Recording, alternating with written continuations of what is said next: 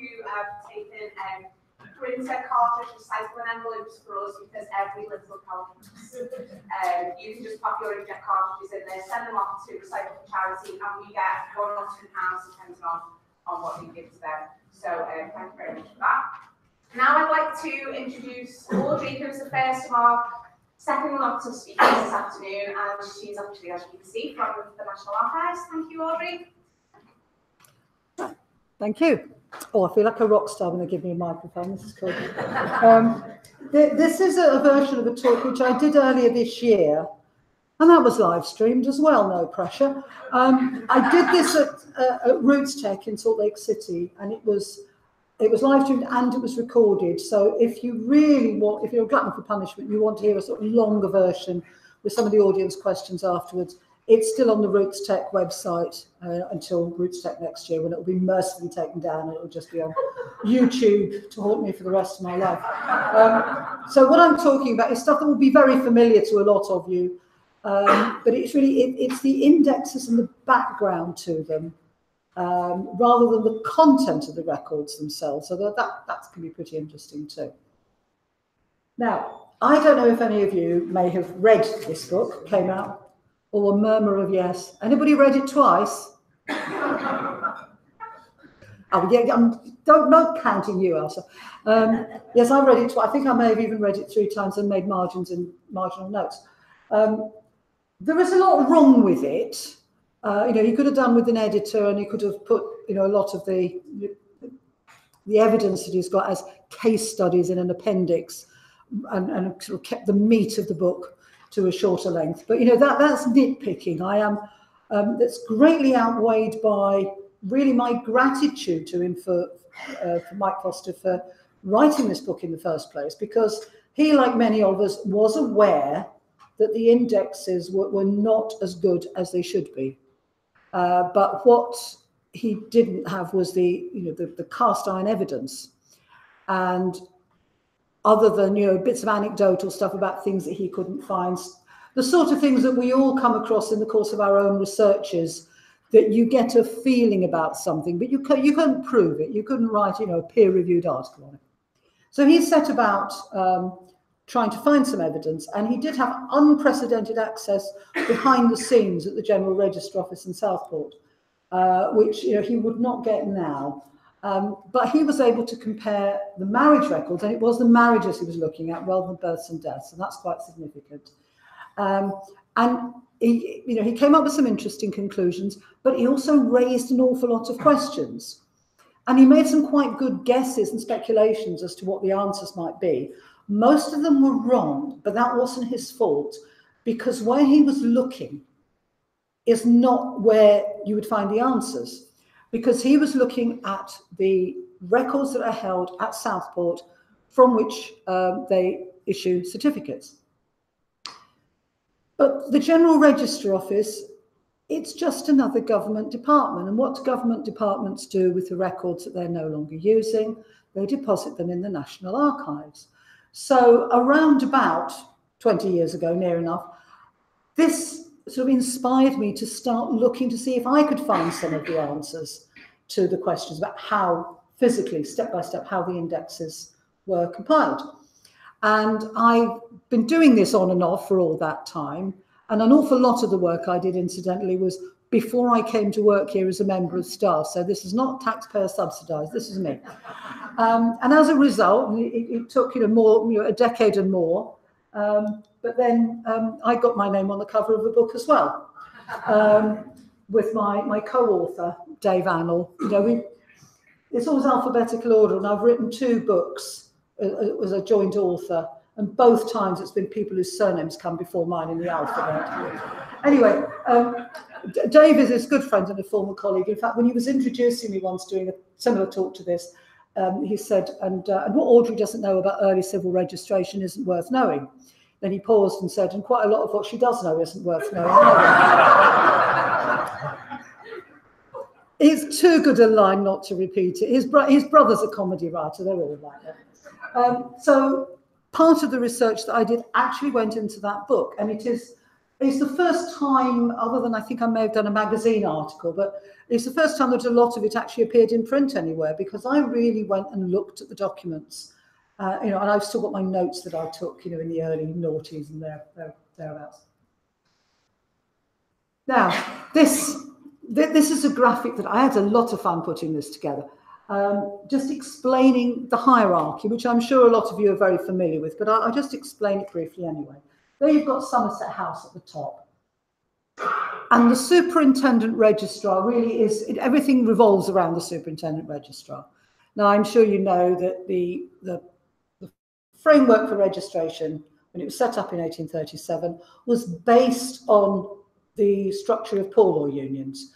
So poor law unions, on the whole, became registration districts. There were a few exceptions right at the beginning, but for the most part, poor law unions and registration districts were the same, to the extent that even the General Register Office itself often used the term union to mean registration district.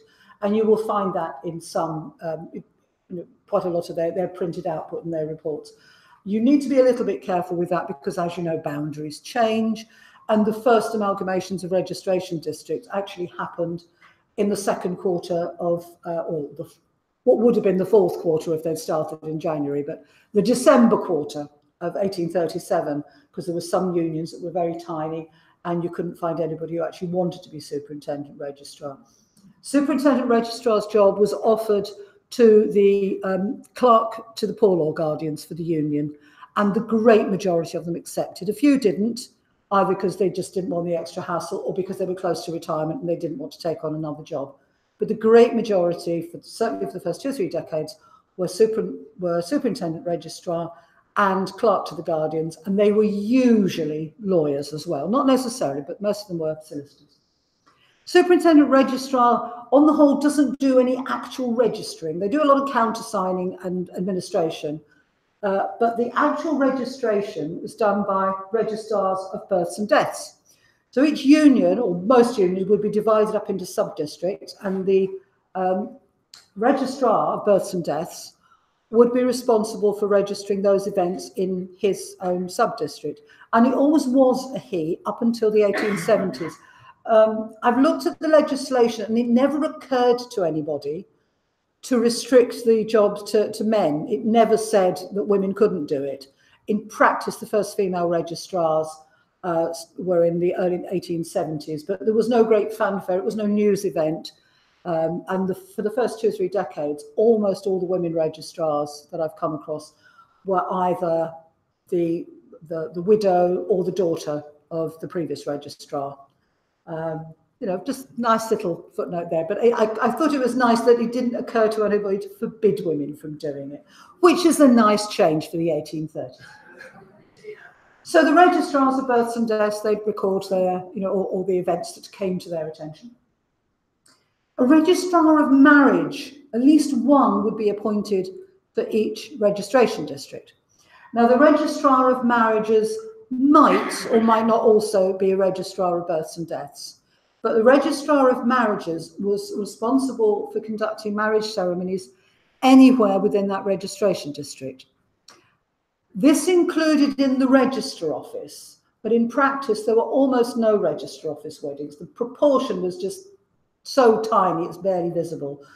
Most of what the registrars of marriage did was they went to non-conformist places of worship that were registered for the performance of marriages, so that they could officiate and do the legal bit. And until 1899, that was the only way you could get married in a Baptist chapel or a Catholic church, was if you had a registrar of marriages present, and it would go in his, or possibly her, register book. So they are registrar marriages, but they are mostly not register office marriages. That's the registrar of marriages, and you see that they report to the superintendent registrar. And there is a sort of a chain of command. It was a bit of an odd setup because the registrars were recruited and appointed by the poor law union. But if they did something that required their dismissal, it was only the registrar general's authority could actually sack them. which led to some interesting correspondence. They had a very peculiar occupation setup, but the vast majority of marriages, of course, were performed by Church of England clergy, who, by virtue of being Church of England clergy, were automatically registrars of marriages under the new system, in exactly the same way that they'd been performing marriage ceremonies, for centuries. They were not part of the chain of command exactly, hence the dotted line. They had duties and responsibilities under the Registration Act, principally to do with marriages, and they had to forward their quarterly returns every 3 months to the superintendent registrar, who would then forward them to Somerset House, which is where the interesting stuff happened, and they compiled the indexes. This did not go smoothly all the time. Sometimes it was just clergy who were, they may have been excellent in many ways, but paperwork wasn't what they were best at, and they just weren't terribly efficient at getting stuff done and copying stuff out. A few of them were deliberately obstructive, because the Church of England as a body was not keen on civil registration. It knew the thin end of a wedge when it saw one coming. Some had absolutely principled objections, which are fair enough, and some of them were just, there goes my monopoly of marriages, there goes my income. And in particular, if you were looking for the marriage in the GRO of anyone in the around about Wolverhampton in the first very early years of civil registration, if you can't find it, then you can probably lay the blame at the door of the Reverend Boyle, who was extremely uncooperative about handing in registers. There's a lot about him in Registrar General's correspondence. Then the other dotted line goes to authorised persons. Now, I said that until 1899, a registrar had to be present in a church, in a non-Church of England church. From an act in 1898, people could apply to be an authorised person, which meant that usually these would be people like Baptist ministers or Methodist clergy and so on, who could apply to be an authorised person to perform marriages with all the authority of a registrar in their own place of worship, provided it was registered. And then that's when you start getting actual proper registers being kept by the authorised persons of particular places of worship. Again, this didn't always work out particularly smoothly, because a Church of England clergyman was ex officio a registrar. When you took on the job and you got a parish, you were authorised. If you were a Baptist or a Methodist minister or a Catholic priest, when you took on the incumbency of whatever chapel or church it was, you were not automatically the new registrar of marriages. You had to apply in person to be registered. And some of them didn't realise that. So there were, for a few years, there were a number of retrospective authorisations, by the Registrar General, who realised, because they repeatedly found that people had, in good faith, had been performing marriages that they weren't entitled to do, but it's okay. They were subsequently legalised. So I just say J.B. Priestley, When We Are Married, that is absolutely that story. So that is basically the structure. Now, sending these quarterly returns into the GRO did not always go smoothly either. And this is one of the many things I've seen. This comes from, you see the reference at the bottom, because I'm trained to put my references on things properly. Treasury letter books. There's a whole series of them, but from 1836 right up to the early 1900s. And these are letters between the General Register Office and the Treasury. And some of the stuff in there is pure gold. And this is a heartfelt thing. So some grumpy clerk, the clerk sent by the Superintendent Registrar of Leeds, willfully destroyed the packet of quarterly returns instead of posting them to the GRO. 2,086 entries in all. The Registrar General instructed the Superintendent to obtain duplicate copies at a cost, £15, 1 shilling and 4pence. I've had a look using FreeBMD, and there do seem to be about the right number of birth and death entries. So the poor Mr. Lampum, you know, he did get the job done. What the motives of this clerk were, I don't know, because the postage was paid. It wasn't if I go to the, you know, I'll pocket the postage money and then chuck the stuff away instead of posting it. So it was just, you know, maybe they'd just been fired or they were lazy. I don't know. It's all very Billy Liar. But anyway, that's an example of the sort of thing that you were up against. You've got to physically get this stuff from A to B, and then the fun begins. And this is another quote from a later book. This is, once the Authorised Persons Act had come in, the marriages solemnised since April last by about 1,000. So there was a big rush there. Are now being received, and they naturally display an infinite variety of blunders and contraventions of a more or less serious kind, which I think is a really nice way of saying, if you thought the CV clergy were bad, you should see what this show up. So this is why the marriage records are particularly vulnerable, more so than the births and deaths, because they were done entirely by people who were employed to do registration. That was their job. Whereas the clergy and the authorised persons doing the, you know, marriage registration was part of a much bigger function. So you do get more weird things and mistakes and omissions going on in the marriages, but they happen in the other records too. This is what happened to the quarterly returns, these loose sheets, when they arrived at Somerset House. First of all, they would be examined. Now, these people weren't mind readers, but you could spot obvious mistakes, things like a date of registration being earlier than the date of birth, or things that weren't filled in properly, or just information that was plainly internally contradictory, but you couldn't possibly tell if somebody had got a name wrong or an age wrong. That was just not possible. But any obvious faults, there was a correspondence section that would then query this, and then hopefully get the correct version back. Once they got everything that they were going to get, and it wouldn't necessarily be everything, because there comes a point when you cannot hold everything up just for one or two clergy who still haven't sent the blessed things in despite several reminders. But when you'd got what they'd got, they would be arranged and paged. And these loose sheets would be, first of all, they'd be in sub-district order for births and deaths. For marriages, it would be according to the church or with the register office ones coming at the end. And then you'd have all the sub-districts within a district, and they would be in alphabetical order. And then the districts would be bundled together in areas which are there was no administrative function. They'd be put together into what we now call volume numbers.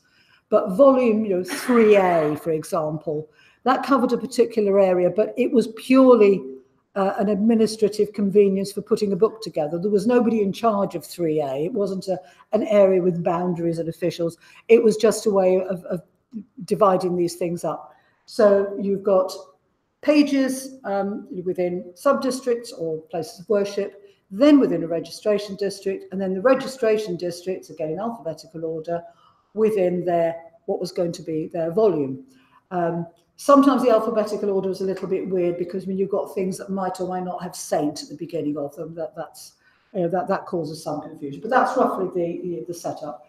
And then once you've got things in order, then you would give them page numbers, which is why the page numbers of the GRO are of no use if you're looking locally, because they are purely for these quarterly returns generated and created by the GRO. And incidentally, that's why you will get, if you look, if you're the sort of nerd who downloads a load of things and number crunches and plays with them. Why are you laughing at me? You will see that there are actually more entries on odd numbered pages. Because if you think about it, blank sheets, it's an odd number on the front and then even on the back. Every single odd numbered page will have something on it. But a lot of the even numbered pages might have nothing. So that's why you get this, it's just a funny number thing. Then when you've got them all arranged, then they start transcribing. And what was transcribed was the information that was going to go into the indexes. And this is transcribed onto what became slips, but there were transcription forms. I've got an example I can show you in a minute, because I found one in the records. Well, I found 3 actually, birth, marriage and death. And they were forms which were then cut into slips, and each slip had the information on it that was going to go in the index, which in the early years was exactly the same for every event. It was the last name, the first name, registration district, volume and page number. And it wasn't until 1866 that you started getting any departure from that when the age of death was up. So that was the transcription, and what a fun job that must be. Well, those of us who were members of family history societies long enough ago may be quite familiar with that. I mean, it might have been bits of paper in a plastic Tupperware box that you took home after your society meeting, and you'd sort them and bring them back for the next meeting, and then some poor soul would type them out. But that's roughly what they did. That was Victorian technology. Then once you got all these slips, somebody had to sort them, which was even worse. I think that must have been the worst job, sorting an infinite, endless number of slips into alphabetical order. And then once that was done, they would be indexed, and the indexers were the people who, up until 1865, hand wrote the indexes onto the vellum pages.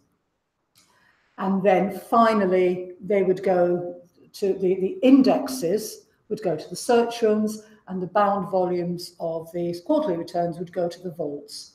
I'm trying to imagine what it must have looked like in about 1838, 1839. The search room would be a shelf. Although they very quickly began to worry about running out of space. That's what part of a transcription slip looks like. There are actually 10 on there, but that's just what fits onto the page. This is a very, very late one.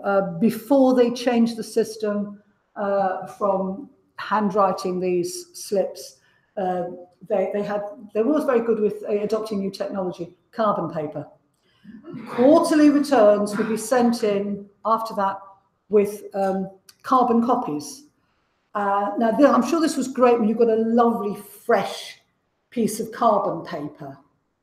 But fresh pieces of carbon paper don't usually stay that way for very long.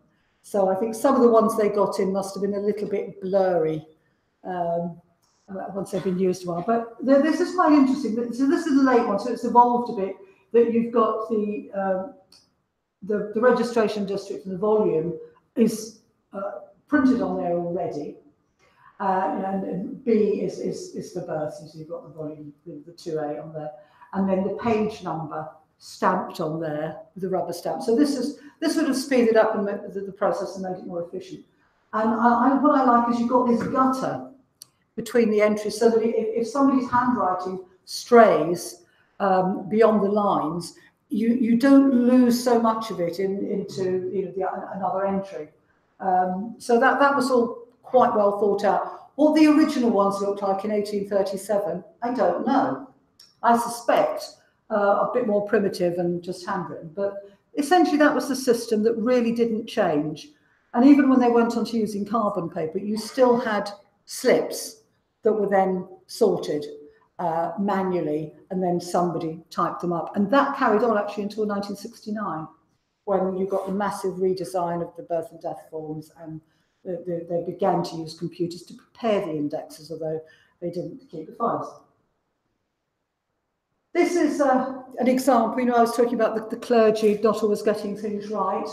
This is a certificate that I bought. You can see I got it in 1998. I was tracing the direct ancestors of a friend, and I got stuck. And this was in the days, of course, of FreeBMD to search the marriages on. You did it the hard way. You searched, and you noted down the likelihood, and you looked for a matching spouse in the same volume and page.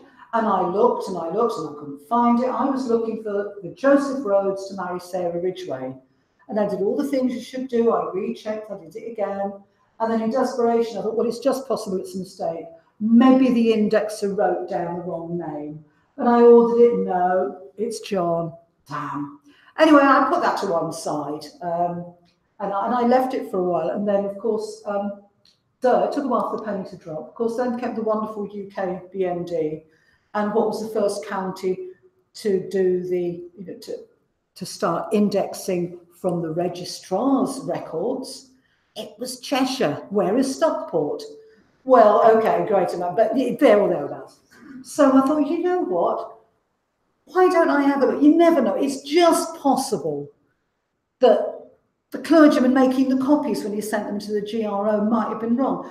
And I'd always advise people, if you've got a church marriage and you get it from the GRO, if you can, try to look at the church copy, because there might be a difference. It might not be anything dramatic, but there might be a little piece of information. Of course, you get the original signatures. Anyway, I looked on the Cheshire site, and lo and behold, I found the marriage of Joseph, not John, Joseph Rhodes, to Sarah Ridgway. Because the one I found, it was in exactly the right place, the right time, everything seemed to fit except the man's name. Now you'll notice that, of course, it took me a while, 2004, took me 6 years before I finished it. But anyway, I got this from Stockport Register Office. Now, the cynics among you, which I hope is all of you, will say, yes, but that's handwritten. How do you know that that's an accurate copy of what's in the register? Well, a while after that, of course, the Cheshire Parish Registers went online and found my past, and there is the copy from the church register. So I am very confident that that groom is called Joseph Rhodes, and the man to blame is John Howard Cressy Wright, MA, curate, who, and I know it's because it's his writing on the quarterly return, so it was his fault. And he was not alone, so it's just a solitary tale. It's bad genealogy to think, oh, this doesn't fit with my theory, therefore it's wrong. But sometimes it's worth chasing something up, just in case there is a mistake. In this case, there was. I mentioned that it was kind of a tedious job. The monotony of constant writing persevered enduring 9 or 10 hours every day on task work. Task work is what we would now call piecework. You couldn't do it with the sorters, but the transcribers and the indexers, they were paid according to the amount of work that they did, which would obviously encourage them to be quick and careless, which sometimes they were, but the work was checked, not as much as it should have been, but there were checks. I just came across this a couple of days before I was doing a similar talk to this, and I couldn't resist it. This is from Castle's New Penny Magazine, 1899. The tedium of his labour is often relieved by coming across a humorous juxtaposition of names. Then the face of the clerk will be covered with a smile. I just think it's a wonderful graphic. It goes on to list these supposedly funny names, which may have been hilarious in 1899. We didn't go there. But I think we all have our own lists, and they're not always, some of them are a bit rude, so we're not going to go there today. I'm sure you have your own. This is, again, from an RG20 series, which is sort of background material in the GRO. This is an analysis of errors made by 5 index compilers over 6 or 7 years. I think this is extremely dodgy because, look, they actually add up to a very round number. That's a bit suspicious. And they do, this is a manuscript thing, which somebody typed into a spreadsheet and checked it just to see, but it absolutely was. But it doesn't say which 6 or 7 years, and it doesn't say if it was the same for all of them. They were all fairly experienced clerks because in my favourite document, which this is, RG 2098, that includes the names and in many cases the dates of birth and the dates of service of everybody who worked in the General Register Office from 1836 until about 1881. So very useful. That's why it's my favourite document. Anyway, so I know who these people were. There's a slightly more detailed analysis. It kind of makes the point. Some of these would be fatal errors and some of them wouldn't. I mean, a slight misspelling, probably not a disaster. But sometimes, having a completely different name, one Christian name for another. I mean, abridging the name of the union or misspelling the union name, not a major problem. But it just shows you, the sort of things that could happen. These people are only human. I think they did a remarkably good job considering, but they weren't perfect.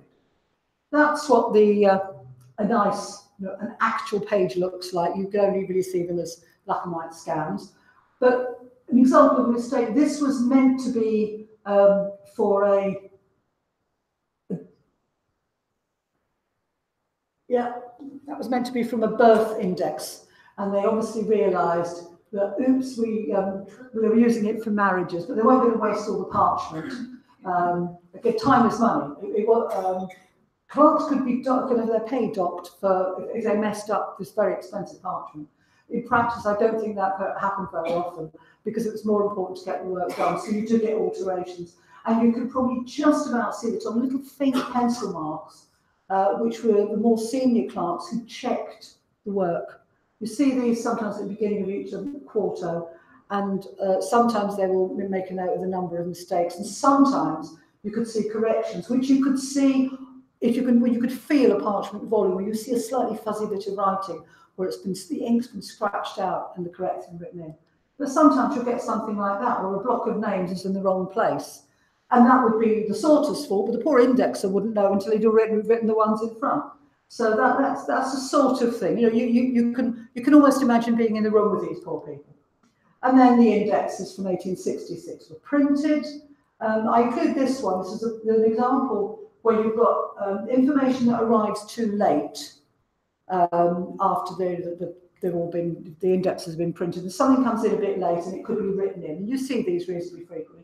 The one at the bottom, this is a woman who was born in 1881, but her birth wasn't registered until 1933.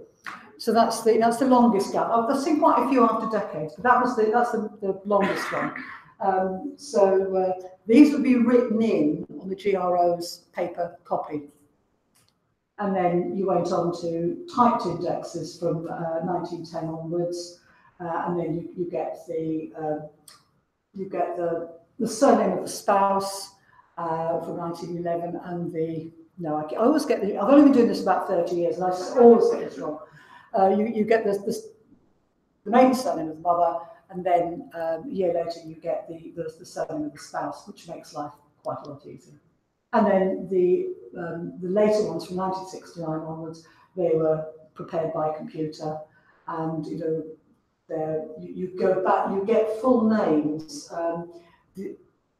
When they went to the printed indexes, you'd get 2 full names, and then the rest of the initials, except for 1866 itself, when you get 1 full name and then an initial. What sort of person notices a thing like that? Anyway, but then when they go on to computerized ones, you go back to getting two names and then initials when there have been less information in the earlier ones. Looking at some of the correspondence, they weren't always entirely sure why it had been done that way some time ago.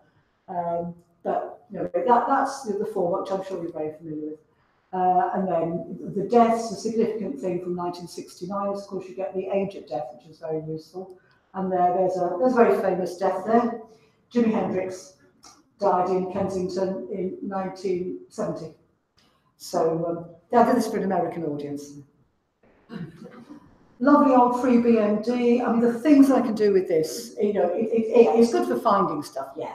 But you can do so much more with it. I quite often sort of reconstruct click on the page number just to see what's there. And of course, that's how one of the things there you can see is that John Spong Reeve and John Spong Spong. Not a party. That's going to be the same person. And and I look to see there shouldn't be more than 10 births. And if there is, there's something wrong, which, and there are all sorts of reasons why that, again, in this case, 1 birth indexed twice. And then sometimes, there are too many on one page and not enough on another, and that's because somebody forgot to change the page number, or the FreeBMD transcriber couldn't read the thing, which is not surprising because some of the things you're trying to read from are pretty awful. So I do an awful lot of that. Some of the tools on FreeBMD are just wonderful for that. And this was another thing. This was something I knew happened. The surname Dax, pretty rare. These are all the Daxes from 1855 to 64. And then in December 64, there's an outbreak. This is what happened. When some of the early indexes, before 1866, the old manuscript index, some of them were retyped. And sometimes in the retyping, people made mistakes. And you can see what happened here. you've got Gilbert Elliot Dax, and then the typist should have put Day for Ada Caroline. So all the people after Ada Caroline should have been Day. And the fact that Gilbert comes later in the alphabet than Ada is also another clue. But, you know, it could have been, if he'd been, I can't think of a name that starts with A and comes before A. But anyway, if he'd been called Aardvark, that wouldn't have been so obvious. But this is something, you know, I've used FreeBMD to find examples of this. And then that's what the page looks like. When you go to the top of the next page, we've correctly gone back today. So everybody between Ada and Ellen, they're wrongly down as Dax. So if you're looking for somebody called Day in that quarter, they're down as Dax. So these are the sort of things that happen. Something else that's often, is one of the very few downsides of FreeBMD is that because you're not having to look at the books, you're not aware that at the end of each quarter, you've got a list of unknowns. And these unknown deaths, they're mainly, you know, anonymous children aged 0, but sometimes they're there, you know, policeman Jack aged 40, or you know, the local sort of harmless, you know, I don't like to say village idiot, but somebody, the bloke that everybody knows, but nobody knows what his real name is, and he drops dead, and he knows about that age. So if you can't find a death, it's probably one of them. And then that's it really. GRO, and their indexes, interesting new development, and they have the union written in full, which confuses some people terribly. Oh, it says that they were in such and such union. Does that mean they were in the workhouse? No. You know, so I just thought I'd finish on that, which you're obviously very familiar with. Sorry, Elsa, I've gone on a bit, but I tried to go as fast as I could. Oh, thank you very much, Georgie.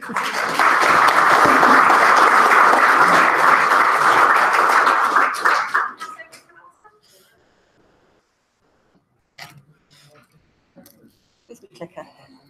Oh, clicker there.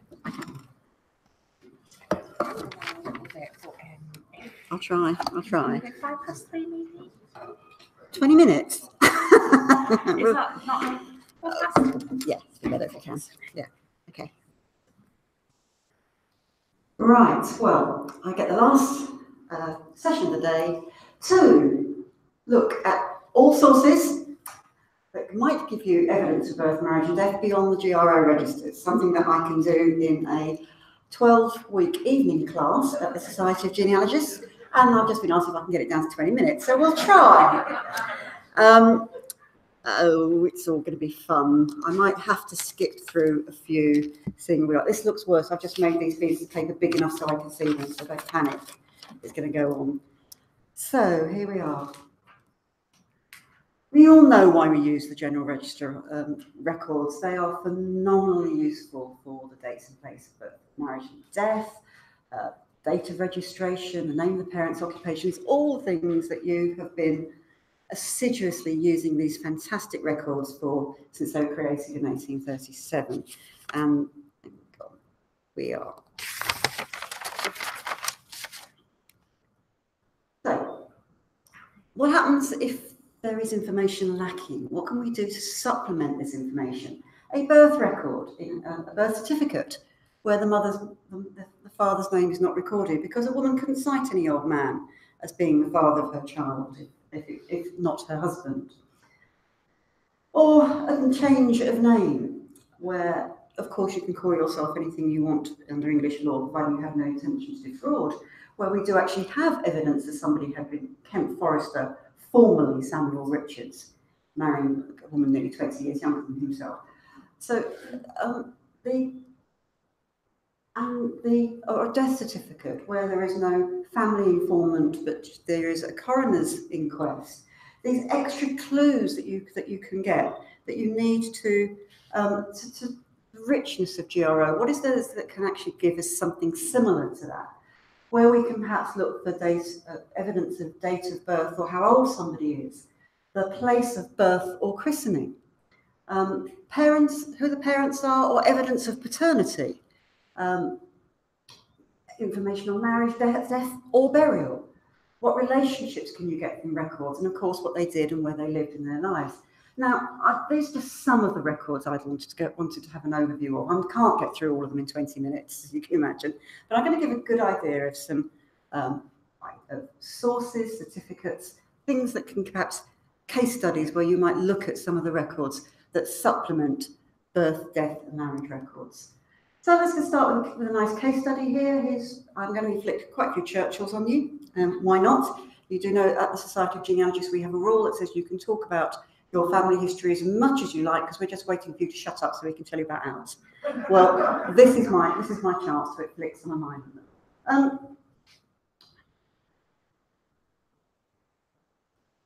Anne Churchill has an illegitimate child, Charles Morris Churchill, who's in the indexes for 1858 being born and dies in 1859.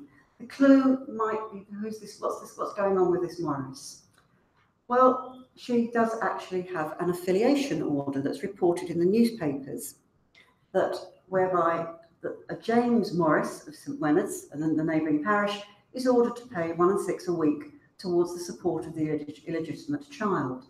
Women could apply for these affiliation orders after 1844, rather than the parish applying for them.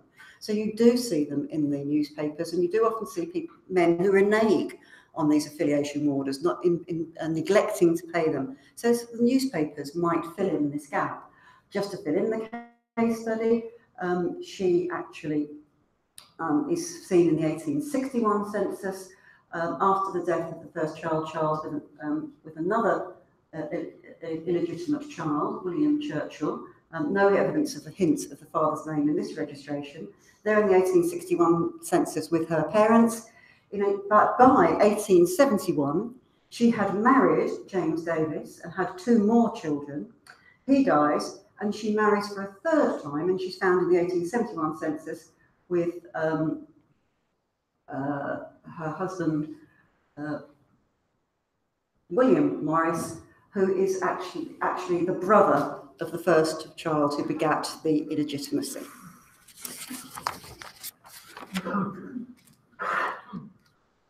What happens if the indexes, if the entry just can't be found in the index? Now you think as a distinguished genealogist, Lieutenant Colonel Hubert, or sometimes known as Herbert, Kendall, sometimes Kendall David, Percy hyphen with or without Smith, would be fairly easy to find in the indexes.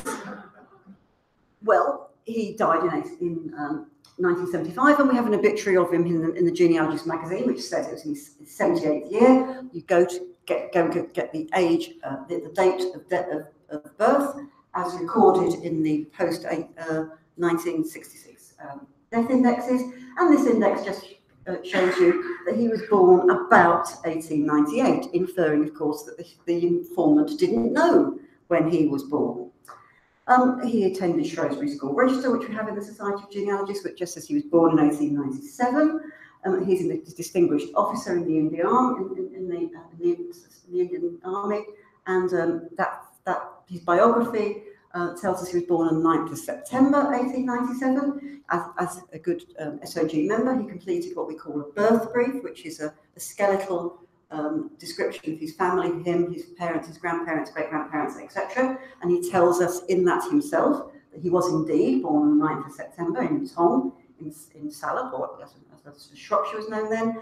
And because they're online, there is a baptismal certificate for him a few days later on the 1st of October in Tong, in Shropshire. But interestingly, there's something going on here, because he's been added as an extra annotation, confirming all this information. So I've gleaned this information from other sources, but I've been completely defeated in finding an index entry for him in the civil registration indexes. The family do register. They register his siblings perfectly sensibly, just not him. So clearly I think there is a clerical error going on, but it does seem to be compounded in his life. So you think, well, okay, well, let's do as Audrey says. Let's go back to the local registrar, find out that Shropshire, you can find information about which local registration services have put information online and find the address. Tong is in various registration districts, over the years. So I discovered which is the current registration district, and I write to them and explain, all the evidence suggests he's born on a particular day. Is there any chance they could look and see if he's been registered in the right registration district? And I'd love to say that that solved it, but it didn't. They couldn't find it either. So I don't know what's going on there. So the censuses, the integral to our genealogy work in the 19th century. God bless the Victorian bureaucrats that introduced civil registration, along with the improvement in census records from 1841 up to that decennial snapshot of the census up to 1911. And of course, being readily available online, there's all sorts of information we can glean from them. Just a refresher, you know what you'd expect to get from the censuses from 1851 to 1911: name, sex, relationship to head of household, the age at the last birthday, parish and county of birth, their occupation, and of course the extra information that starts coming in 1911, asking, because of the interest in infant mortality, how long have the couple been married, how many children are born of that union, and how many still living and how many dead. And of course, this is the first time that soldiers who are living overseas are enumerated in the census. Prior to that, they're only enumerated if they're in barracks in England and Wales. 1841 census, not quite as informative as I'm sure you know. The enumerators were instructed to round the ages down to the nearest 5 years, so there's always an ambiguity about ages in the census. If it ends with a 0 or a 5, you can reckon they have obeyed their instructions, but you see many ages of people aged over 15 where it's clearly 63, 47. Is that absolutely right? Were they confused in operating instructions? Was it just too complicated? Which is what I suspect it was, which is why they stopped doing it in the next census. So let's have a look and see what you can find from the censuses. Here, as I said, the extra information. We've got William Beckham and Harriet Beckham, children, and indeed his parents. So 3 generations which you can find and, of course, put into a family tree to understand what's going on and take the clues from that. So extra children, 2 of which had died, 1 not in the household at the time of the census. So you're looking for those extra clues and the evidence of their ages and their suggested births.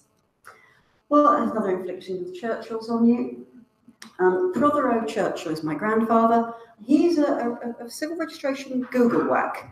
He's the only one. He's the only one ever registered from 1837, as far as I can see, up to the present day, with that combination of names, Prothero Churchill.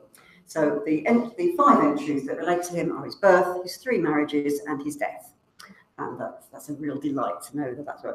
However, the clerks, there are various ways you can spell Prothero or misspell Prothero is another matter. But however, there's a certain ambiguity about what you can find from the relationships. We have somebody here described as a niece of Florrie. Florrie is described as a niece of the head of the household. It's much more complicated than that.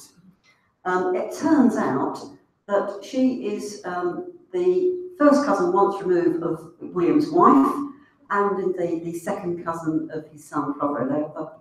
Prothero and Florrie are the great-grandchildren of James Green, born around 1794. So this ambiguity of relationships. I've always had friends of my parents who were called auntie and uncle. I'm sure you just don't trust always the relationships that say that. They don't always work out to be quite the same. And William Churchill is a bit ambiguous about his ages and certainly the place of birth that's recorded about him. He says he's born in Broadoak, but with no indication of where Broadoak is. When he's in the 1911 census of Tredegar in Wales, 10 years earlier, he says, he gives me a clue, it's Herefordshire. And it takes a bit of time to work out that he's actually born in Broadoak, which is a hamlet of St Leonard's in Herefordshire. And it's by piecing all the censuses together that you can work these clues out. Absolutely vital, because I can't tell you how many William Churchills are actually born in the same year as him. And without trying to establish where he is born from the census, I'm not going to spend all that money on the certificates. So we work our way through the various censuses. You can work from generation. There's William, born 1858, who's the son of William, born 1825, who is the son of James, born 1775. And then there is the ambiguity, because in James shouldn't have been 60 in 1841. He should be rounded down from 70. So again, something going wrong in what's just recorded on there. But we end up with James Churchill and his family. But James in his household does not have William Senior, born around 1825, living with him. But there is a William Church in the census. Now, is he related? There are no churches in the parish register. So is this William Church, the William Churchette, or Churchill, who's baptised in 1825? Well, the older brother of William was prosecuted for a very serious assault of which he was convicted and transported to Tasmania. They tried, as part of his defence, to say that the victim had actually had an ongoing feud with the family and been said that I was going to get those Churchill family, one of the Churchills, I'll get you transported. And when challenged, is it really the elder brother John that assaulted her? She said she could swear positively to him. He's sometimes called Church, which I'm going to give as added credence to some of the extra information I could find. I would point out that although John was convicted of this particular heinous sin, his younger brother William, who had contributed to his defence and pointed out that he earned 8 shillings a week, of which he could save 5, something that's not come down in the Churchill genes, I can assure you. He is described by the judge as the more respectable brother, so I'm dining out on that one quite a bit. And of course, not everyone gives the information they should in the census. Here is Limehouse in 1871. If you were to look through this, you would see several of the men in the various lodging houses in this area. Their occupation is sailor. A disproportionate number, I would suggest, are called smith. And if you look very clearly at the occupation of the women, it is described as fallen. And the poor enumerator at the bottom has actually said the fallen women in these areas do not know either the names or ages of the men who have lived with them at their time, and therefore a large part of the ages in there are just called not known. So if you can't find your ancestors in the census, far be it for me to suggest that they're somewhere where they shouldn't be, but also more possibly they may well be in an institution where names are abbreviated to initials and just forename, surname, EC, for example, where you may have to search on age, place of birth, etc. Of course, you will know as good genealogists that if you look at sources and try and analyse the people who they live with, who they're living near, who they're working for, what's called the cluster or family association and neighbours, the extra clues that can come through this. I wish I had looked at this when I was researching William Churchill, William Churchill Jr., who in 1911 has his mother-in-law living with him. When I went to actually look at the in-laws, I found the same. I'd looked at this page before, and in the 1891 census, so the 1901 census prior to this, we have his in-laws are actually living just 2 doors down the road. So it's again the same families living close to each other. So when you're looking at the census, don't just look at the household. Look perhaps who's living near them. So here we can say William and his mother-in-law James Green, and the Greens turning up on the same page. Here's another example. Mary, the wife of William Churchill of St Leonard's, gives evidence against the neighbours, James and Elizabeth Vaughan, accused of aggravated assaults on their 14-year-old son, Andrew Williams. Andrew describes Elizabeth as his mother. So I presume this is the stepson of James Vaughan. But you'd never guess that what was going on with these families just by looking at the relationships in the census. They are neighbours, but you get extra clues here. In fact, they are not only neighbours, but they are related. The Vaughans and the Churchills intermarry constantly over a period of 200 years. In fact, it's surprising to me that the Churchills have any chins at all. William Churchill's sister Martha married James Vaughan's brother Noah, so they are related as well as neighbours. You can use other sources perhaps to sort out anomalies that occur from the birth, death and marriage indexes. Now, William Churchill, who disappears from the electoral roll in 1924, and there is a William Churchill death in 1924 in the right registration district. The assumption I make is that that's when he died. But this is what happens when you don't buy the certificate, folks. A baptismal entry came up online relating to this death in 1924 in Evervale, not the right place, I'm expecting to be Tredegar, and I'm thinking, well, this isn't right. So let me have a look at this one who dies in 1924 in more depth. Let's look at that address that I've got from the baptismal entry for the 1911 census, and it's clearly not my guy who was born in Herefordshire. It's someone born in Staffordshire. I did tell you how many Williams were born in that year. So, okay, so if my guy didn't die in 1924, let's have a look. Well, there's another one who dies in 1946, but entirely the wrong registration district. I neglected it because it was a far away place. So by looking at if he's alive in 1946, I could look in the 1939 register, and there is William Churchill with the right date of birth. Okay, this is looking promising. But why is he living with Elizabeth Jane Pugh and William Arthur Pugh? And indeed, that's the same address in 1946, where he in the will indexes. And it turns out that he's actually moved with his daughter. So he moves in 1924. He doesn't die in 1924. Just because A and B come together, it doesn't always lead to C. This is one I'm still working on. But in all censuses, Bertha Lewis says she's born around 1868-9 in Cardiff. And there is only one Bertha Lewis, the daughter of Bertha Lewis. She ends up sorry, let me get this right.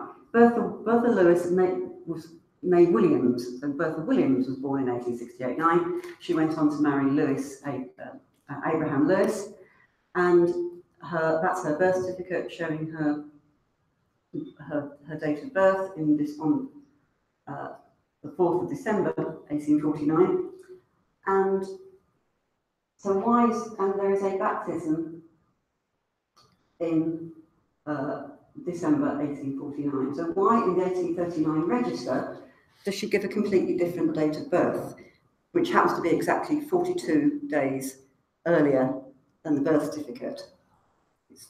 I've got a couple of examples of this where they seem to have fudged the date of birth quite often to fit in with the restrictions on registration.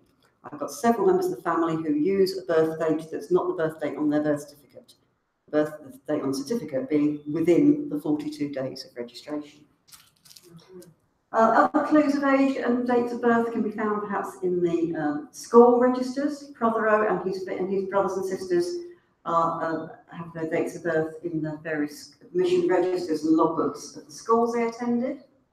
And of course, the most important source for birth, death and marriage information used by family historians are, of course, the church registers, the records of the established church, which go back to 1858 in England and Wales. Though I have to point out that above of the nearly sort of 13,000 parishes in England and Wales, only about 800 parishes have registers that go back as early as 1538. So let's have a look and see the kind of information you can find. So here we have a brand new register instigated by the Reverend Trollope in the 1st of January 1837 and under the Roses Registration Act, where he's now asked to note down the name of the child, the parent's name, occupation, and where in the parish they're living. And because he's clearly got this new register, this new broom to sweep with in the church records, he's encouraging baptisms, and he clearly speaks to Liddy Day. He said, "Come on, Liddy, you need to get your 2 kids baptised." And here we have 2 children of Liddy Day. The first is the son of Thomas Dimmock, and Thomas, the bastard son of Dimmock Ward and of Liddy Day. Dimmock is the local joiner, and the second child is of Liddy Day and John Goodrich, the local publican. In both cases, the vicar has described the occupation of the mother, and he describes, excuse the language of the day, he describes Lily Day as a whore. They have two different fathers, they're baptised on the same day, they clearly cannot be twins. Do not always make the assumption when you look in databases that children born on christened on the same day are twins. Clearly not in this case. He's clearly assiduous in his task, because later on he has the illegitimate child, Maria, the daughter of Thomas Ashton and Mary Wynne. In this case, he describes Mary Wynne as a strumpet. And I don't know if you've noticed the name of the vicar, he is about the Reverend Trollope. I kid you not, this is Spilsby in Lincolnshire, and couldn't make it up. So just to point out, under Rose's Act, this is all that the vicar is expected to note down. When baptised, name of the parents, where they're living, not the date of birth. This is very, very kind. In the parish of Isleworth, the vicar has actually slotted in. He's added extra information that he wasn't obliged to do. He has put in the date of birth. And it's interesting by looking at that, the date of birth is normally just a few weeks, up to about 4 weeks before the baptism. That is not always the case. But the vicar is not obliged to. Remember, when you're looking at church records, it's the evidence of christening shortly after the birth. Always kill your ancestors off. After 1812, the burial register gives the age at death. Well, as accurately as recorded by the informant, but as we've seen, the informants aren't always that great on death certificates anyway. But again, be homicidal with your ancestors, because you may get a clue of when they were born. Registers, of course, were not abandoned in 1837, so you can save yourself a bob or two by looking for church records. Here's a burial register, of course, giving evidence of age, as I just said, and of course the church records after 1837, copies of which were sent to the Registrar General, are becoming more and more available to us. So again, you can work your way around those. I hasten to add, I cannot stress how clearly the varied information of parish registers. Here I've got a transcribed, published register from the Library of the Society of Genealogists. The posh people buried in the church itself tend to have more information than just something like poor old widow Hoskins with no other information in the register. And again, this is purely at the discretion of the vicar what he puts in his register. Sometimes it's incredibly informative, not only but of course you've got the challenge of handwriting in understanding these early registers. So here we have sometimes the father's occupation. You've got Anne Susanna Maria, the daughter of John Alexander Ireland, of Mrs. Baker's Company of Comedians.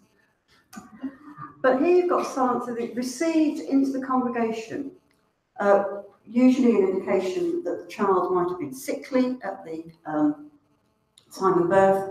The baptism, therefore, undertaken very quickly by the midwife. Child survives and is then received into the congregation later. You sometimes see privately baptised.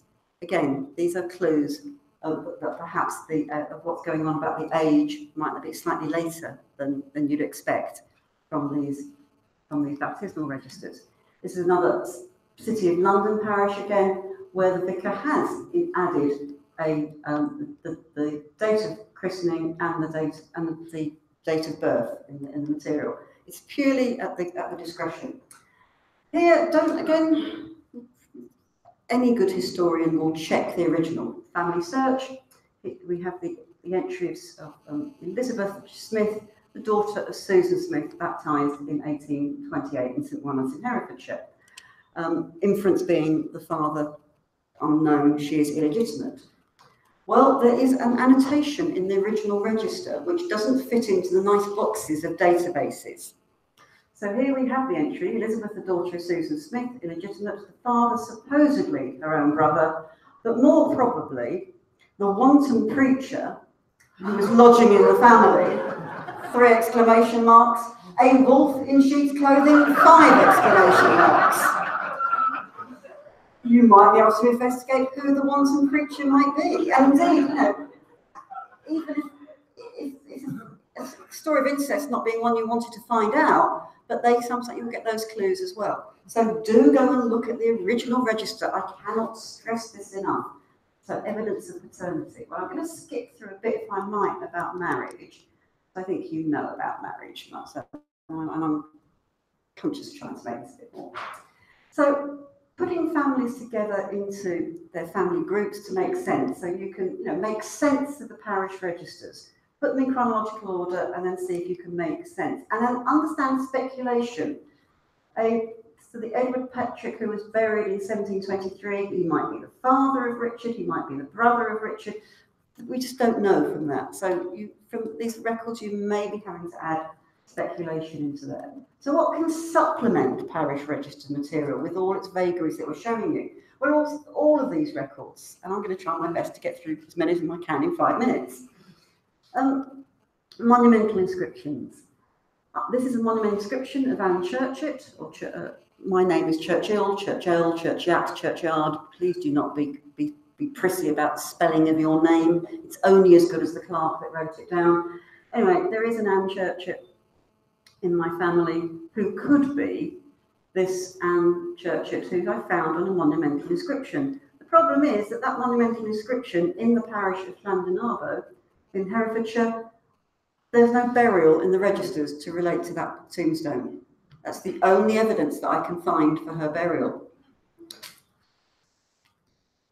Indeed, no genealogist can walk through or past a graveyard without having a wander round, can you? It is the rule. But again, multi-generational information on monumental inscriptions. You could draw out some wonderful pedigrees from the 3 or 4 generations noted on those tombstones.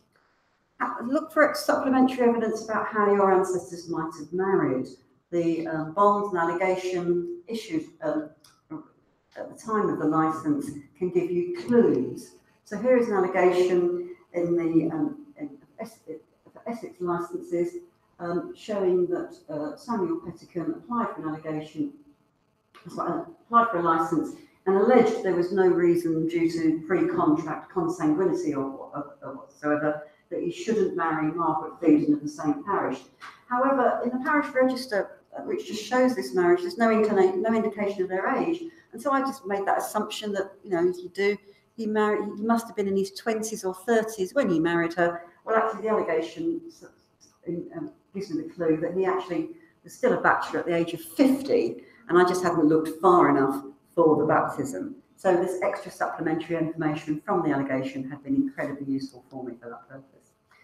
The information that's not generally in records at all, but might be in family papers. This is in one of the collections at the Society of Genealogists with a marriage settlement, like a prenuptial arrangement. There is a parish register entry. It's indexed on online databases like Family Search.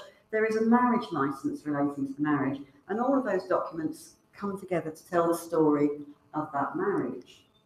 Nonconformity, of course, the growth of nonconformity means you may not find your ancestors in the church records of the established church. And of course, remember, all nonconformist denominations were obliged to, under Hardwicke's Marriage Act, to marry in the Church of England. The only exceptions being Jews and Quakers after Hardwicke's Marriage Act of 1753. So I'm afraid Wesleyan's Baptists will be married in the Anglican Church between 1754 and 1837. There may be clues about nonconformity, and there are other sources, particularly here in the National Archives and the RG series 4 to 8, readily available on various websites, including perhaps the first attempts at a kind of non-Anglican registration for various nonconformist registries of birth. Here's an example of Florence Nightingale's birth overseas and then registered back here in the nonconformist, in the Dr. Williams Library non-conformist registry, which has ended up here at National Archives. Probates. Again, evidence of death and burial and relationships. Lots of Churchills, dirt poor. You think never leaving wills, but actually in the 20th century, quite a considerable number of them do. Indeed, even though they didn't have much to leave, George Ernest Tertius Swinfield leaving his watch chain, his ladder, things like that. So again, you can see the relationships, the names of married daughters, children.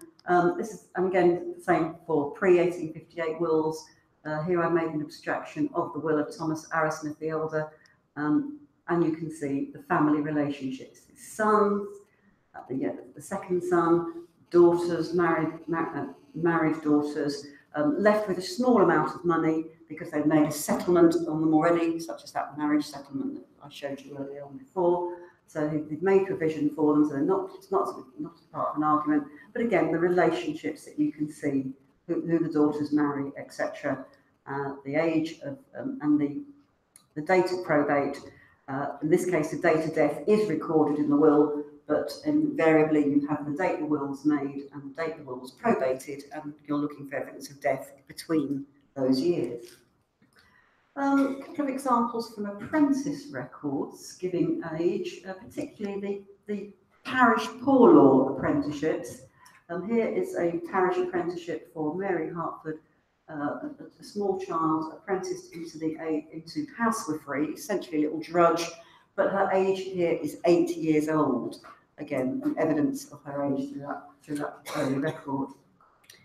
Evidence of matrimony and patrimony, or who the mother are, who the father might be, by people living in cities and becoming freemen of the city. So Bristol, Canterbury, Coventry, York, etc.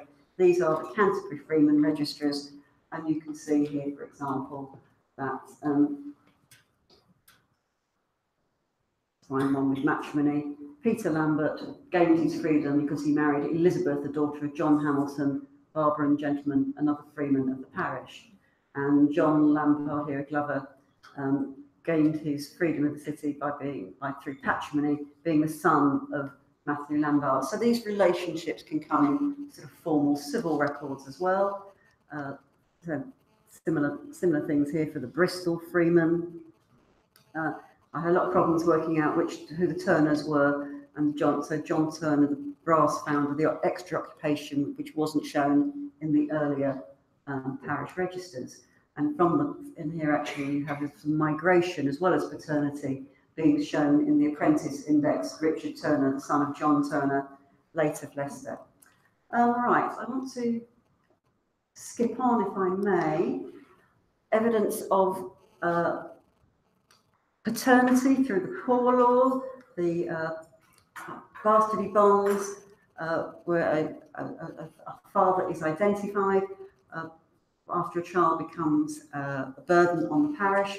So here we've got Horace Neal begatting the bastard child on Elizabeth Cock. She's chargeable to the parish, and so they try to get him to support the child. Here's another order against William Bridge, the father of Mary Morris. Again, she's obliged after an act of I think 1780s to identify who the father is. The father is pretty useless and unable to support the illegitimate child. In fact, here is his examination so they can get him out of the parish, and the examination identifies all the places he lived as well as where he was born. Again, don't fall for the idea that your ancestors didn't move around much. Settlement material. One of my proofs of evidences of who's related to whom. These are the suppositions I took from the parish register, but I found land documents in the manorial records of the manor that governed the parishes where they were living, with a mortgage and 3 lives lease confirming the relationships and the movement from one parish to another. Again, you might get age and indication of place of birth in military material, such as the WO97 records here at the National Archives, and his collection from the Society of Genealogists, the Trinity House petitions, with showing the family of mariners who had died and fallen on hard times, their children and their ages. I just want to finish off with two documents, if I may, just the last two. Just not to trust certified records. This is a collection known as the Civil Service Evidences of Age, which were collected by the Civil Service Commission when they needed evidence that the civil service servant was coming up to sit his civil service examinations and had to prove that he was under 21 at the time. So they receive a certificate from relating to the birth of Patrick Maloney, born 5th of January 1857. There's a certified declaration from his mother Joanna that her son was indeed born on that day. And this is accompanied by a certified extract of baptisms from the Catholic Register, signed by the priest, saying that Patrick Maloney, that the child was a son of Patrick Maloney, and Mary, which has been crossed out, and put Joanna Murphy, born the same day. Now, clearly they're a bit puzzled about this because they actually asked the postmaster to go back and check this out. He's on the ground, and there is a letter from the postmaster that says this is utter rubbish. In fact, Patrick Maloney turns out to be the illegitimate son of Mary Murphy, baptised Patrick Murphy. Unfortunately, the candidate is unaware of his real name, having been misled by his mother and the circumstances of his birth. And this is accompanied by documentation proving that from the workhouse. Then there is a letter to the priest, which says, excuse me, what's this certified entry from the registers that you have submitted? Well, they said, oh, the mother came to me, she explained the circumstances of his birth, and she didn't want to reveal these to her son. And we felt that, well, as long as you've got the right date of birth, it didn't really matter very much, did it? So he essentially forged an entry and sent it on her behalf. So all the way through, we know when he was born, because that's essentially what they thought we knew. But these records have been certified as true, just that they weren't. And in the same collection, my last document, perhaps the most bizarre evidence of age I've ever seen.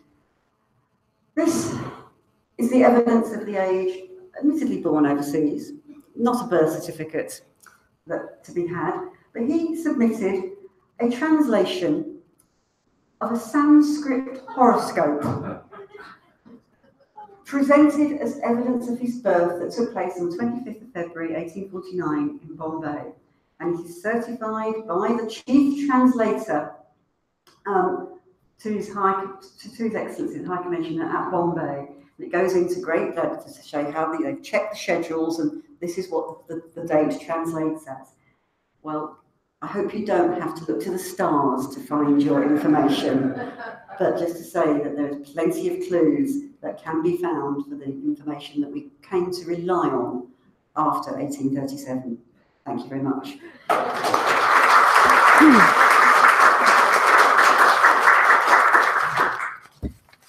Thank you very much, Elsie. There is now cake. It's a birthday party after all. So if you'd like to go out the doors, turn right and go into the area that overlooks the pond, there will be cake waiting for you. Some of it is gluten and dairy free, but I think that's marked as which that is. Thank you.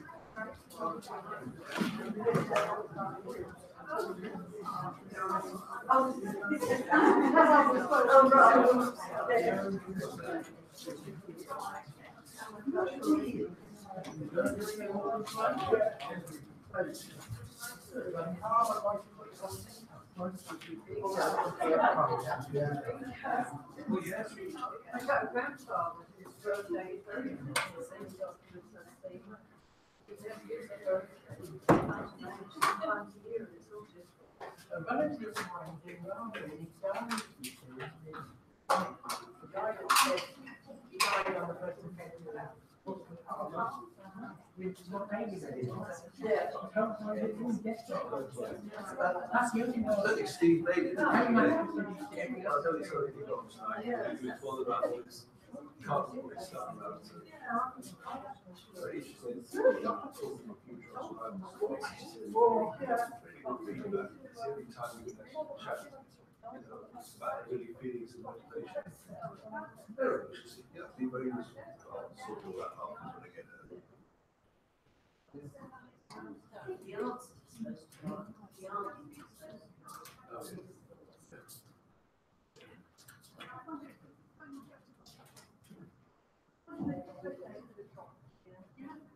I'm sure it's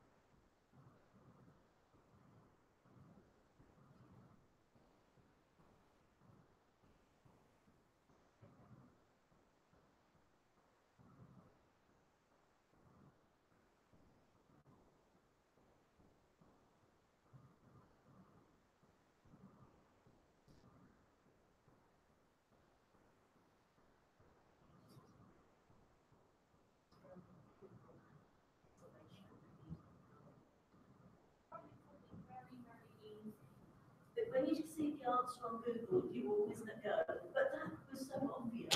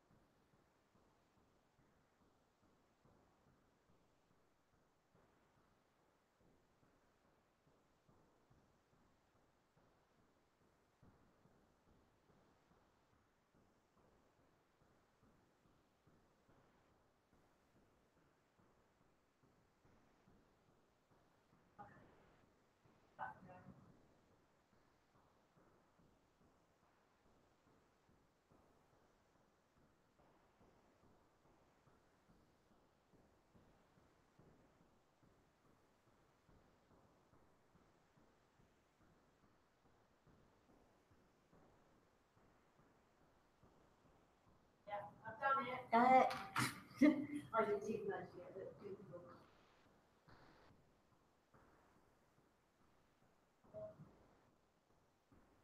Right. Would you like some cake? Oh, I love a little cake. Oh yeah, it's a presentation, isn't it? Yeah. If you could, there's a PDF which is quiz number 1, I think. If you could put that on first, so that when we come back really quickly, I'll just talk them through that, and then I can. And then if you put the PowerPoint on when I give you the nod, then I can click through the slides. Okay. Sorry, I just abandoned you. Between. I'm supposed to start. Yeah, but they've all bailed out for cake and coffee, which I don't blame them. But if it's on when they come back, and I can just do a quick 2-minute go through. And then what we're going to need, how are we going to do this with the panel? Are we going to get some chairs at the front? I think we need to put chairs at the front and pass the microphone. I think probably people are going to have to go up and talk to the mic. Well, they can just pick the microphone up at the lectern, can't they? But no, I want them to be able to talk to the this mic as well as that mic. So yeah. Okay. Yeah. how long would you do?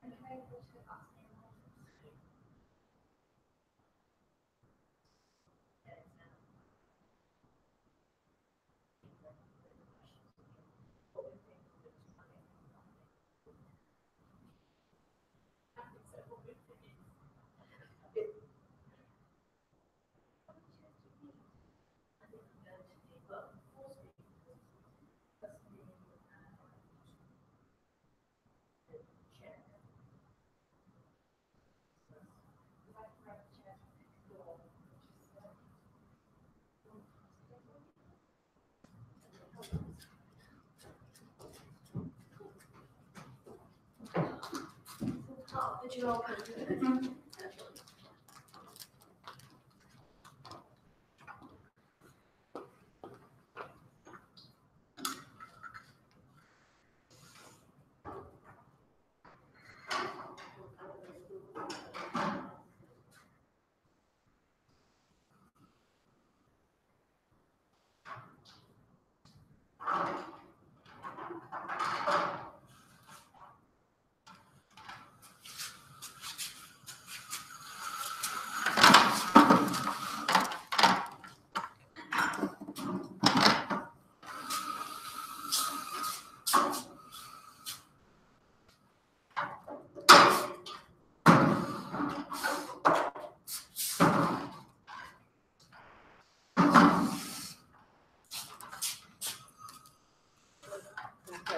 Yeah.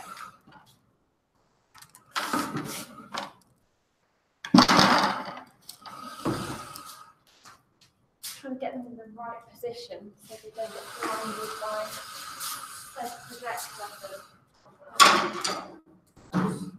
And maybe you can move the lectern in front of them so that hopefully you've got sound.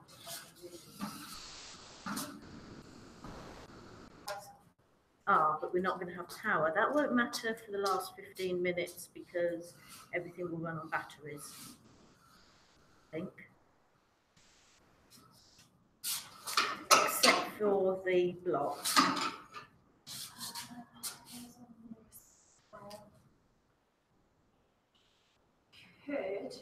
I've got a longer extension. If you've got a longer extension lead, that would be perfect.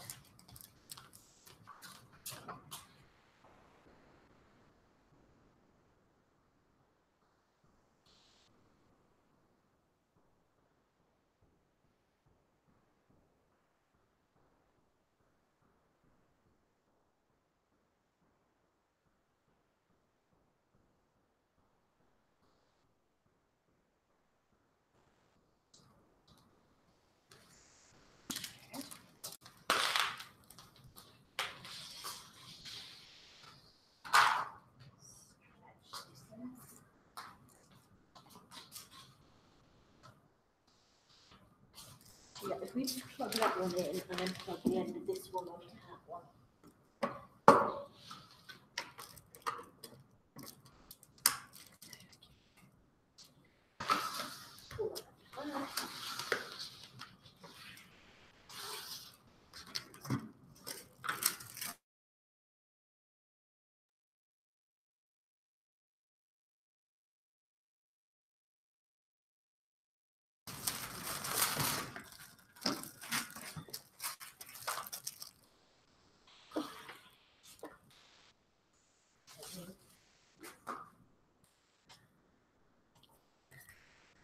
Going to have to try and move that and that, which is going to be fun. Yes. Actually, if I remove things from that, start.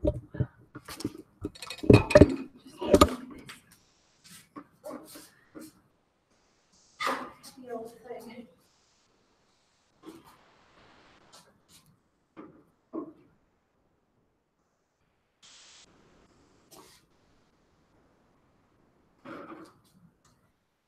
Move this one.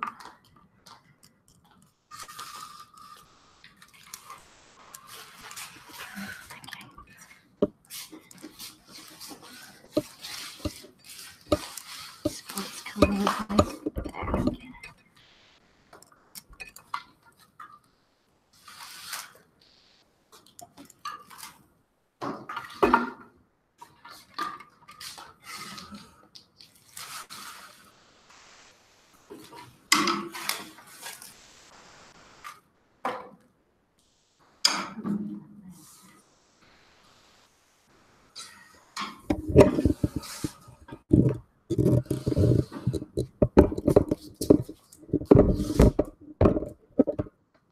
There we go.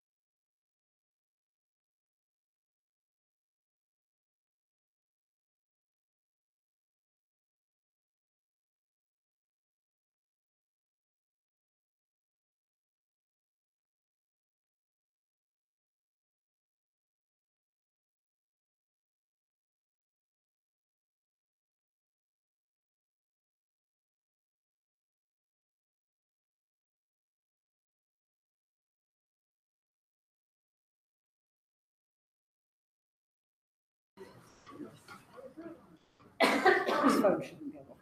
Yes, I was not. Place for you all to get to use it.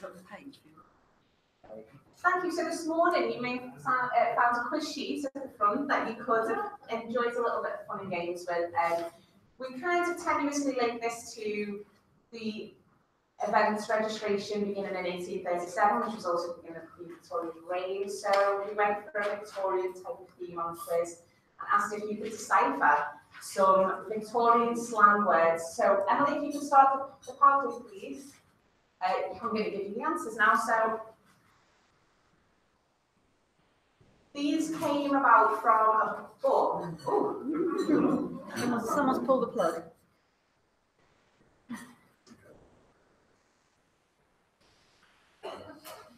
It doesn't like that, does it?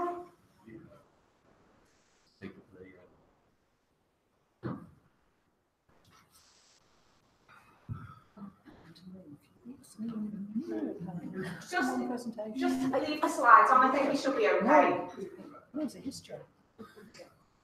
Shall we send the answers out to people after? I think we can do that. Would it be better if we send it out later? Move on with the discussion. Otherwise, I can just quickly run through them. Would that be better? Yeah, you're keen. Okay, so afternoonify meant smart. You were dressed up. Gas pipes was a term for especially tight pants. Excellent. Neck oil was another phrase for beer, and it's a term that's starting to make a comeback as well because there is a type of beer out there on the shelves called neck oil. And bags of mystery, an 1850 term for sausages because no man but the maker knows what's in them. The bag refers to the gut which contained the chopped meat. So next slide, please, Emily. Fantastic. So if you were described as a church bell, you were talkative, especially aimed at the ladies, this one, but I removed that gender specificity from the quiz. And to cop a mouse is to have a black eye, so you've been in a fight and you've caught something that is the colour and size of a mouse in the eye area, unfortunately. Dazzles, and I did remove all of the rude Victorian slang words from this, so but nothing more untoward than boring hands, just hands. Maybe it's a contraction of paddles or a mistranslation. The cackle tub was the pulpit. And to tickle your innards was to go to the pub and have a drink, or stay home and have a drink. So a nosebagger is somebody who takes a day trip to the beach but brings his own provisions and doesn't bring the benefit of his visit to where he's going. I added the gender specificity there, but that was just random. Does that apply to beer then? Coming to countries instead of Instead of going to the cafe downstairs. And I forget what number 11 was now. Oh, a mutton shunter. Is that right? Yeah, so that was an 1883 term for a policeman. And to have a case of the mumps was to suffer from a temporary melancholy. Did anybody get that one right? I thought that was probably the most close to what we were saying. probably when you get to the Oh, never mind. Well, it was just for fun. Now I'm going to pass you over to our panel, which consists of our speakers from today who recognise, Pat, the Executive Director, and Richard White. So, does anybody have any questions or comments?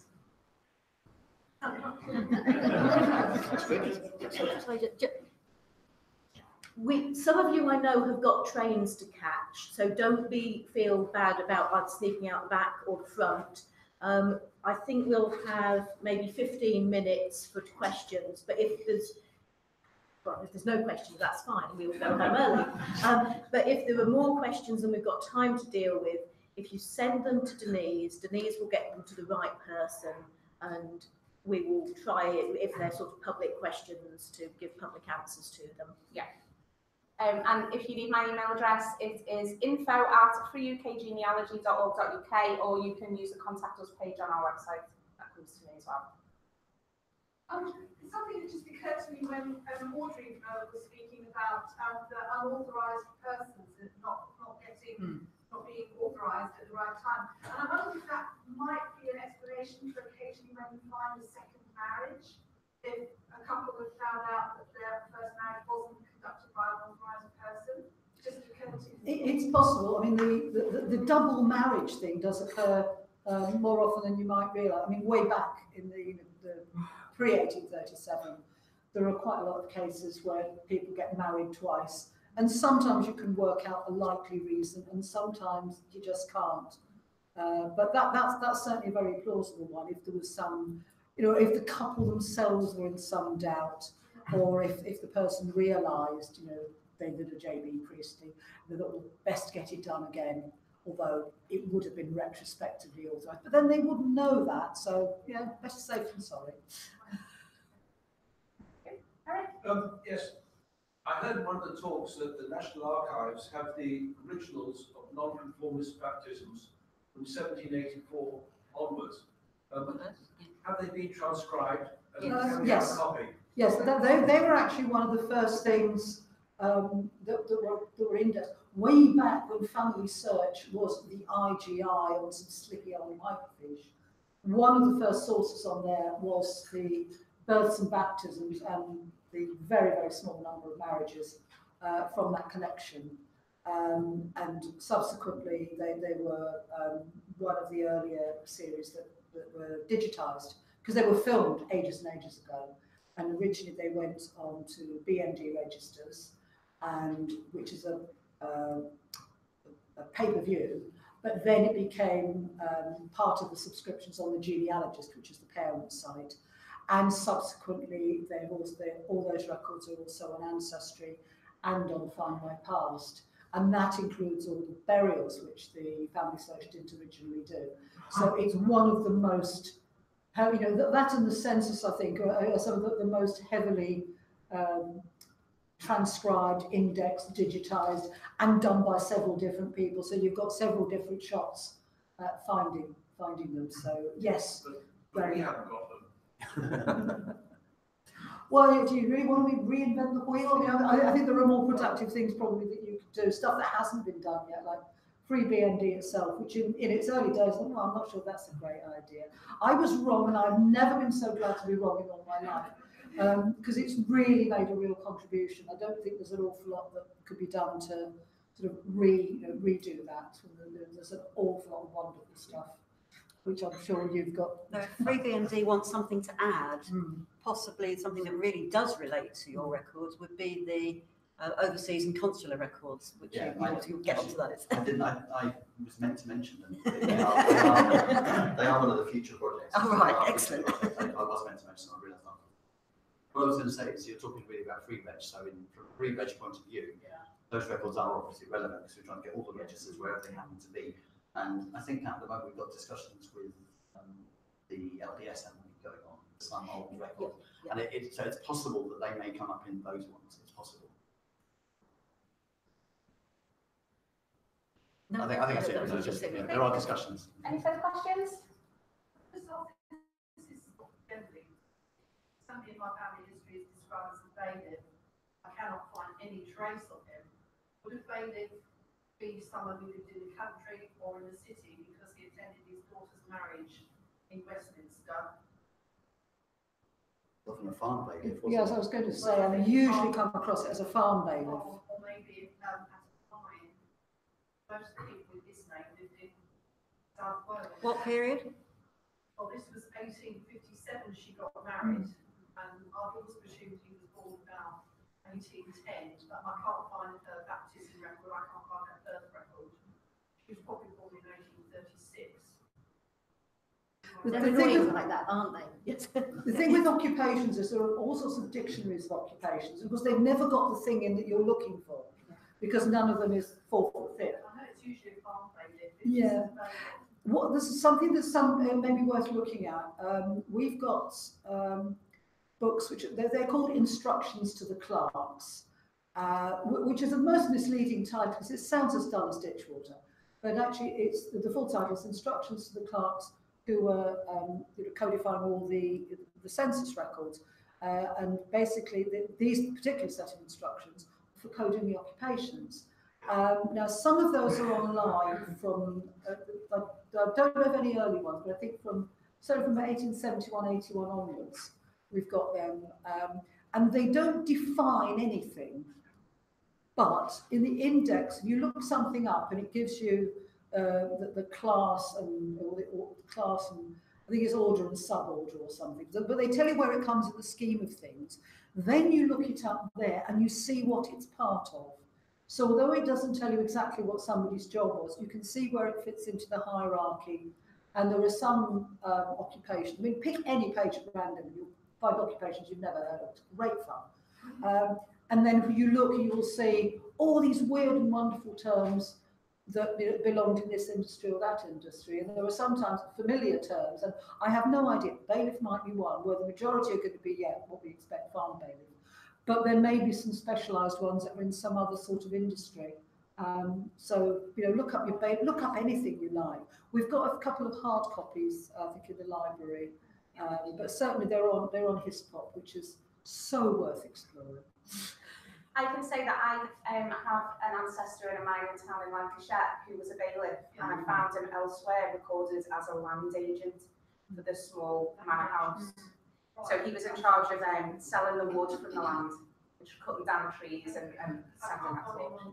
I can't find anything at all. Makes me wonder whether he was abroad as a soldier or something. So I've got another question that's come to me. I think you mentioned that this was made. When a couple get married, I found this quite a lot, even in my own maternal grandparents. They're both registered living at the same address. Does that mean that's where they're going to live from their marriage, or they were living together before they got married then? It was the address that they gave for the purpose usually of calling the banns or. So they might interpret it as where we're living from tonight. Yeah, it was usually. I mean, you will often see people who look as though they're living together, and they're not. Sometimes it will look like the same address because it's a multi-occupation house or a tenement, but very often it's because if you live in different parishes, you call the bands in two parishes. If your address is in the same parish, it's one lot. So sometimes that's what people do. In the same parish. So, but or you needed for bands, you need 3 weeks residence. Yeah. And sometimes people, and I've known people interpret that as having a suitcase in the hall. So you can't read too much into it. They're very often temporary addresses. All you can say is where they say they have lived for the last 3 weeks. Beyond that, and that's if they were telling the truth. So you can't read too much into marriage addresses. There might be a fabulous clue there. It might be very significant, but sometimes it will be a dead end. It was my grandfather's family home, but my grandmother lived in the road round the corner, and I wondered if maybe they were living together. No, it's the 3 week residence rule. Thank you. Ted, do you have a question? Well, yes, it was about FreeBMD. Now we're moving into post-1983. Will the emphasis be on those new records to be transcribed, or going back for the second keys? We haven't got the. Sorry, at the moment, we don't have access to the digital records after 1984. We can't get them. We're trying to get them, but we haven't got them. But if we do get them, they're already transcribed, so we can retranscribe them because they're already electronic. We'll just incorporate them in. So the transcription will be focusing back on the second key plus new projects as they come on. Right. Okay. Thank you. Fair enough. Sorry, just the plan for pre-registered new facilities when you're searching. We've now got the radius search because if you go back some while, families didn't move very far. So you've got a surname, use the radius search and the Soundex, and it'll go out from there, assuming we've transcribed it. You'd be surprised what you can find, because families didn't move more than a few miles in those days. How many examples would you like to conjure that? Remember to use it. I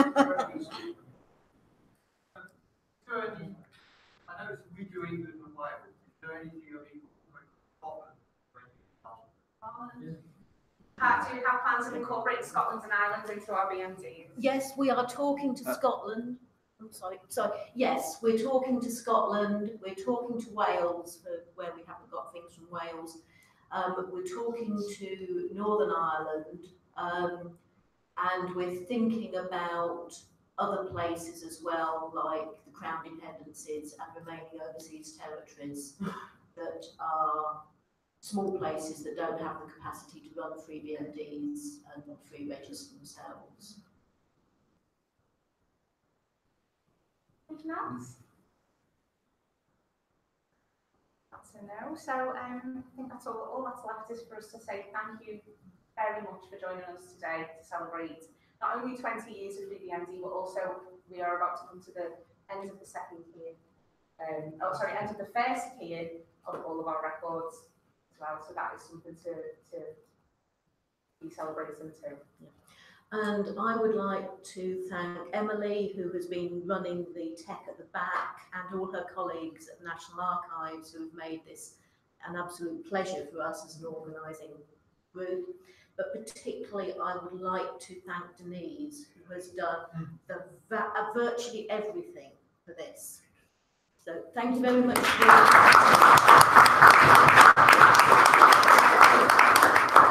we do this every year. So if you'd like to join us next year, then keep an eye out on your emails and our social media and our newsletter.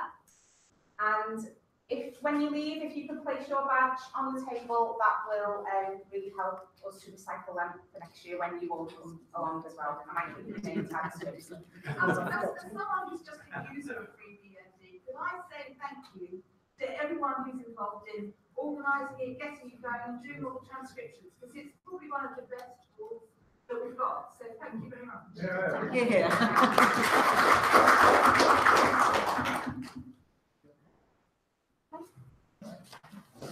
And if I haven't accosted you for a bookmark, please help yourself.